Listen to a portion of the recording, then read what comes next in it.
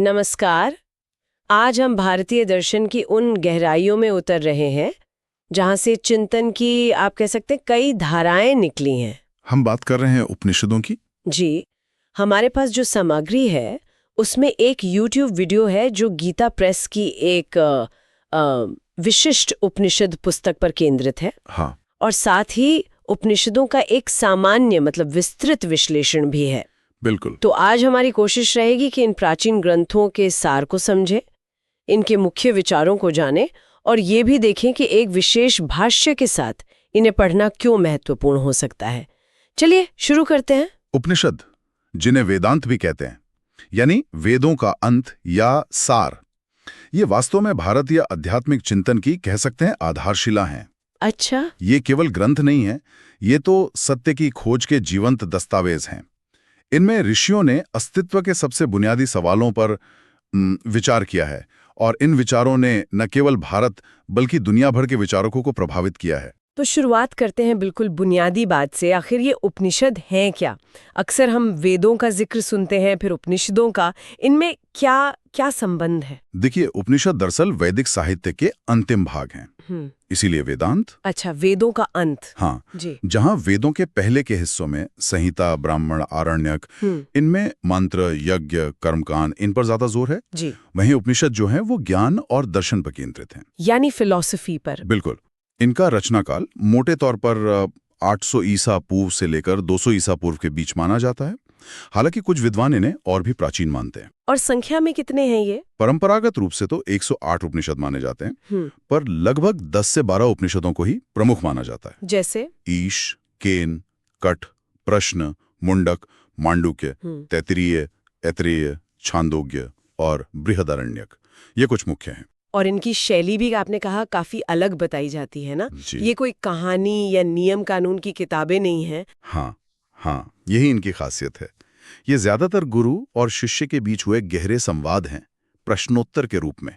अच्छा, dialogue form में। बिल्कुल। कल्पना कीजिए, एक जिज्ञासु शिष्य है, वो अपने गुरु के पास बैठा है और अस्तित्व, आत्मा, मृत्यु, सृष्टि के रहस्य, ऐसे गूढ़ विषयों पर सवाल पूछ रहा है और गुरु उसे संकेतों से, दृष्टांतों से, तर्कों के माध्यम से सत्य की ओर ले जाने का प्रयास कर रहे हैं। इनमें जो केंद्रीय अवधारणाएं हैं जिन पर मंथन हुआ है, वो है ब्रह्म। ब्रह्म यानी परम सत्य। हाँ, वो परम निरपेक्ष सत्य जो इस पूरे ब्रह्मांड का आधार है। फिर आत्मा यानी व्यक्ति की अपनी चेतना, उसका वास्तविक स्वरूप। फिर इन दोनों का आपसी संबंध क्या है, मोक्ष क्या है यानी जन्म मृत्यु के चक्र से मुक्ति, कर्म का सिद्धांत क्या है और ध्यान और आत्म साक्षात्कार के मार्ग क्या हैं, ये सब। आपने कहा कि भाषा वैदिक संस्कृत है और विचार बहुत गहरे हैं, तो क्या इन्हें समझना आसान है आम पाठक के लिए? सामान्य पाठक के लिए यह निश्चित रूप से चुनौतीपूर्ण हो सकता है। देखिए, भाषा प्राचीन है। हाँ। और अवधारणाएं बहुत सूक्ष्म हैं, दार्शनिक हैं। ये सूत्र रूप में है, मतलब कम शब्दों में बहुत कुछ कह जाते हैं। इसीलिए उपनिषदों को समझने के लिए अक्सर भाष्यों की जरूरत पड़ती है, व्याख्याओं की। अच्छा, कमेंट्रीज की तरह। हाँ, कह सकते हैं। और यहीं पर आदि शंकराचार्य जैसे महान भाष्यकारों की भूमिका वो बहुत महत्वपूर्ण हो जाती है। अच्छा, इसी से जुड़ा हमारे पास एक स्रोत है जो गीता प्रेस की एक खास पुस्तक ईशादी 9 उपनिषद पर बात करता है। इसमें खास बात यही बताई गई है कि ये आदि गुरु शंकराचार्य के भाष्य के साथ है। जी हाँ, ये संस्करण इसलिए विशेष माना जाता है क्योंकि शंकराचार्य का भाष्य खासकर अद्वैत वेदांत की दृष्टि से इन ग्रंथों को समझने की एक प्रमुख और बहुत प्रभावशाली परंपरा स्थापित करता है। शंकर भाष्य केवल शब्दों का अनुवाद नहीं है, वो उपनिषदों के गूढ़ अर्थों को खोलता है, तर्कों और प्रमाणों से उनके दार्शनिक पक्ष को उजागर करता है। तो ये ज्यादा गहरा है। जैसा कि उस स्रोत में बताया गया है, ये भाष्य सहित संस्करण काफी विस्तृत है और शायद गीता प्रेस के ही जो सरल अर्थ वाले संस्करण आते हैं उनसे कहीं अधिक गहराई प्रदान करता है। स्रोत के अनुसार इसमें 9 प्रमुख उपनिषद शामिल किए गए हैं: ईश, केन, कठ, प्रश्न, मुंडक, मांडुक्य, ऐतरेय, तैत्तिरीय और श्वेताश्वतर। इस तरह के भाष्य वो पढ़ने वाले को उपनिषद के मूल मंत्र के साथ साथ उसके पीछे छिपे दार्शनिक मर्म तक पहुंचने में मदद करते हैं। ये तो हुई समझने की बात। अब अगर हम सामग्री पर आएं, तो इन उपनिषदों में किस तरह के संवाद और शिक्षाएं मिलती हैं? कोई ऐसा उदाहरण जो खासकर याद रह जाए? एक बहुत प्रसिद्ध उदाहरण है कठोपनिषद से, जिसका जिक्र आपके YouTube स्रोत में भी है। नचिकेता और यमराज का संवाद। हाँ, ये तो मैंने सुना है, स्कूलों में भी बताते हैं शायद। बिल्कुल। एक बालक है नचिकेता। अपने पिता के यज्ञ से कुछ असंतुष्ट होकर वो यमराज, मृत्यु के देवता, के पास पहुंच जाता है और उनसे मृत्यु के रहस्य और आत्मा के स्वरूप के बारे में प्रश्न पूछता है। यमराज पहले उसे सांसारिक प्रलोभन देते हैं, टालना चाहते हैं। अच्छा। लेकिन नचिकेता की ज्ञान की इच्छा इतनी दृढ़ होती है कि यमराज अंततः उसे आत्मज्ञान का उपदेश देते हैं। ये कहानी ज्ञान के प्रति अदम्य जिज्ञासा का प्रतीक है। ये कहानी तो वाकई सोचने पर मजबूर करती है। और इसी तरह के संवादों से उपनिषदों के मुख्य दार्शनिक सिद्धांत निकलते होंगे। निश्चित रूप से यहीं से हमें वे क्रांतिकारी विचार मिलते हैं जिन्होंने भारतीय चिंतन को दिशा दी। सबसे प्रमुख है अद्वैत का सिद्धांत, नॉन डुअलिटी। अद्वैत यानी दो नहीं। हाँ, बिल्कुल। इसका मूल विचार ये है कि व्यक्तिगत आत्मा और परम सत्य ब्रह्म तत्वतः एक ही हैं, अलग नहीं।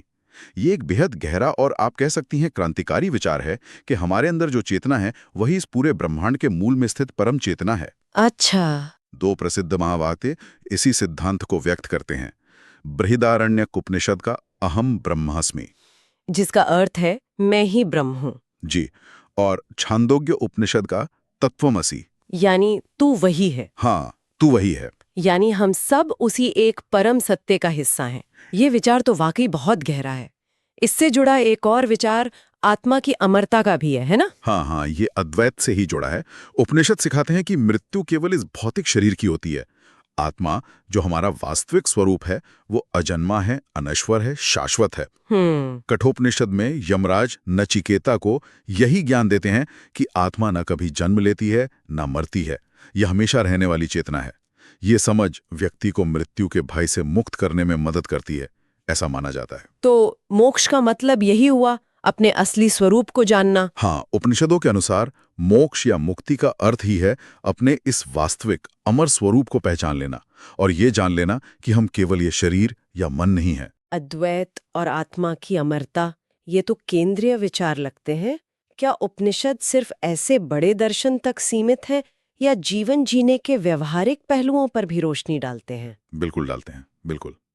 उदाहरण के लिए मांडुक्य उपनिषद को देखें। ये सबसे छोटे उपनिषदों में से एक है, केवल 12 मंत्र हैं इसमें। 12 मंत्र? बस। हाँ। लेकिन इसे बहुत महत्वपूर्ण माना जाता है। ये ओम के प्रतीक की गहन व्याख्या करता है। और चेतना की 4 अवस्थाओं का वर्णन करता है। 4 अवस्थाएं? कौन सी? जागृत, जब हम जागे हुए होते हैं। स्वप्न, जब हम सपने देख रहे होते हैं। सुषुप्ति, जब हम गहरी नींद में होते हैं जहां कोई स्वप्न नहीं होता। और चौथी अवस्था, जिसे तुरीय कहा गया है। तुरीय, ये क्या है? तुरीय अवस्था को समझना थोड़ा मुश्किल है। ये सामान्य जागृत, स्वप्न या गहरी नींद जैसी नहीं है। इसे चेतना की वो शांत, साक्षी अवस्था कहा गया है जो इन तीनों के परे है, जहां व्यक्ति अपने मूल स्वरूप यानी आत्मा या ब्रह्म से जुड़ता है। यह ध्यान की गहरी अवस्थाओं में अनुभव की जा सकती है, ऐसा कहते हैं। अच्छा। इसी तरह ईशोपनिषद, जो शुक्ल यजुर्वेद का हिस्सा है, वो जीवन में त्याग और संतुलन का संदेश देता है। इसका पहला ही मंत्र कहता है, ईशावास्यमिदं सर्वम यत् किंचित जगत त्या जगत तेन त्यक्तेन भुंजीथा मां गृद्धा कस्यस्विधनम। इसका अर्थ क्या हुआ?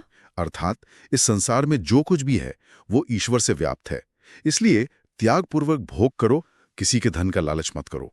ये हमें आसक्ति रहित होकर कर्म करने और जीने की प्रेरणा देता है। यानी सिर्फ अमूर्त दर्शन नहीं बल्कि जीवन जीने की दृष्टि भी मिलती है। और ज्ञान पर बहुत जोर लगता है, आपने कहा था। हाँ, उपनिषदों ने वैदिक परंपरा के कर्मकांड वाले पहलू की अपेक्षा ज्ञान मार्ग को मोक्ष का मुख्य साधन माना। अच्छा, उनका कहना था कि यज्ञों और अनुष्ठानों से क्षणिक फल मिल सकते हैं, लेकिन जन्म मृत्यु के चक्र से स्थायी मुक्ति केवल आत्मज्ञान से ही संभव है। ये जानकर कि मैं कौन हूं। और इस ज्ञान को पाने के लिए ध्यान और तपस्या को महत्वपूर्ण साधन बताया गया, जिससे मन शांत हो और व्यक्ति सत्य का अनुभव कर सके। साथ ही नैतिक आचरण पर भी बल दिया गया है, जैसे तैत्तिरीय उपनिषद में स्नातक को उपदेश दिया जाता है, सत्यम वद धर्मम चर। सत्य बोलो, धर्म का पालन करो। हाँ, स्वाध्यायान मा प्रमद, यानी स्वाध्याय में आलस्य मत करो, मातृ देवो भव, पितृदेवो भव, आचार्य देवो भव, अतिथि देवो भव। माता, पिता, गुरु और अतिथि को देवता समझो। ये तो आज भी बहुत प्रासंगिक उपदेश है। बिल्कुल। ये तो हजारों साल पुराने ग्रंथ हैं। आपने शुरू में कहा था कि इनका प्रभाव बहुत व्यापक रहा है। क्या आज के दौर में भी इनकी कोई प्रासंगिकता है? प्रासंगिकता तो निश्चित रूप से है और कई स्तरों पर है। जैसा कि हमारी सामग्री में उल्लेख है, इनका प्रभाव केवल भारत के भीतर शंकराचार्य, रामानुज, माधव जैसे दार्शनिकों तक ही सीमित नहीं रहा, बल्कि बौद्ध और जैन धर्म के उदय पर भी इनका वैचारिक प्रभाव माना जाता है। अच्छा। और भारत के बाहर भी। जब 18वीं-19वीं सदी में इनका अनुवाद यूरोपीय भाषाओं में हुआ तो इन्होंने पश्चिम के कई विचारकों को गहराई से प्रभावित किया। जर्मन दार्शनिक आर्थर शोपेनहोवर, वो तो इनसे इतने प्रभावित थे कि उन्होंने उपनिषदों को मानव प्रज्ञा की सर्वोच्च उपज कहा। अच्छा। और ये भी कहा कि ये मेरे जीवन का सांत्वना रहा है और मृत्यु का भी रहेगा। शोपेनहावर का इतना प्रभावित होना वाकई इनके वैश्विक असर को दिखाता है। बिल्कुल। और आज के युग में देखें तो चेतना, कॉन्शियसनेस की प्रकृति क्या है, वास्तविकता, रियलिटी का स्वरूप क्या है, ये सवाल विज्ञान और दर्शन दोनों में फिर से केंद्र में आ रहे हैं। हाँ, ये बात तो है। योग और ध्यान की जो वैश्विक लोकप्रियता बढ़ी है, उसके पीछे भी कहीं ना कहीं उपनिषदों की शिक्षाएं हैं, जो मन को शांत करने और आत्म अन्वेषण पर जोर देती हैं। ये ग्रंथ अस्तित्व के उन बुनियादी सवालों से जूझते हैं जो मनुष्य शायद हमेशा से पूछता आया है। मैं कौन हूं, जीवन का उद्देश्य क्या है, ब्रह्मांड कैसे बना, ये सवाल आज भी उतने ही प्रासंगिक हैं। लेकिन इन्हें समझना आज भी चुनौती भरा तो हो गई, जैसा आपने पहले कहा था, भाषा और गहराई के कारण। हाँ, ये सच है। जैसा कि एक स्रोत की सीमाओं में भी बताया गया है, इनकी वैदिक संस्कृत भाषा और अत्यंत गूढ़ दार्शनिक शैली, ये इन्हें आम पाठक के लिए थोड़ा दुर्गम बना सकती है। ये रामायण या महाभारत की तरह मनोरंजक कथाएं नहीं हैं जिन्हें आसानी से पढ़ लिया जाए। ये गहन मनन और चिंतन की मांग करते हैं। तो फिर भाष्य जरूरी हो जाते हैं। हाँ, इसीलिए भाष्य, जैसे आदि शंकराचार्य का भाष्य या फिर किसी योग्य गुरु का मार्गदर्शन, इन्हें समझने के लिए अक्सर आवश्यक हो जाता है। वे जटिल विचारों को खोलते हैं और संदर्भ प्रदान करते हैं। तो अगर हम दोनों स्रोतों को मिलाकर देखें, एक जो गीता प्रेस की शंकर भाष्य वाली पुस्तक पर केंद्रित था और दूसरा जो उपनिषदों का सामान्य परिचय दे रहा था, तो क्या मुख्य बात निकल कर आती है? दोनों को साथ देखने पर एक संतुलित तस्वीर बनती है, मुझे लगता है। गीता प्रेस वाली विशिष्ट पुस्तक, जो ईशादी 9 उपनिषद, शंकर भाष्य सहित है, वो उन लोगों के लिए एक बेहतरीन संसाधन है जो इन 9 प्रमुख उपनिषदों का गहराई से प्रामाणिक भाष्य के साथ अध्ययन करना चाहते हैं। यह दिखाता है कि गंभीर अध्ययन के लिए भाष्य कितने उपयोगी हैं। वहीं दूसरा स्रोत हमें याद दिलाता है कि उपनिषदों की दुनिया इन 9 तक ही सीमित नहीं है। पूरी परंपरा में 108 उपनिषद गिने जाते हैं और बृहदारण्यक और छांदोग्य जैसे कुछ अन्य अत्यंत महत्वपूर्ण उपनिषद हैं जो अद्वैत वेदांत के आधार स्तंभ माने जाते हैं और शायद उस 9 की सूची में नहीं थे। अच्छा।